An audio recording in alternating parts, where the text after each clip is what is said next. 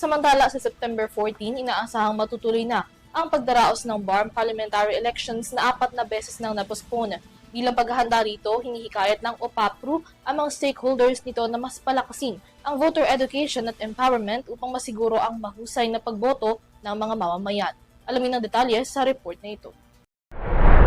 Sa nalalabing 3 buwan bago ang pagdaraos ng kauna-unahang parliamentary elections sa Bangsamoro Autonomous Region in Muslim Mindanao o BARM, mas pinaiigting din ng mga related agencies ang mga preparasyon para sa darating na eleksyon. Ang Office of the Presidential Advisor on Peace, Reconciliation and Unity o OPAPRU, isinusulong ang mas pagpapalakas pa ng voter education para sa mga mamamayan ng BARM upang masiguro ang maayos at mapayapang halalan.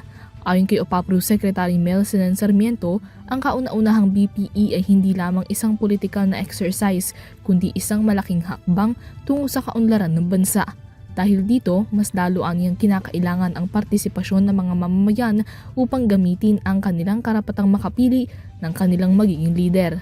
Hinikayat niya ang mga academic communities at civil society groups na palakasin pa ang voter education campaign tungo sa voter empowerment.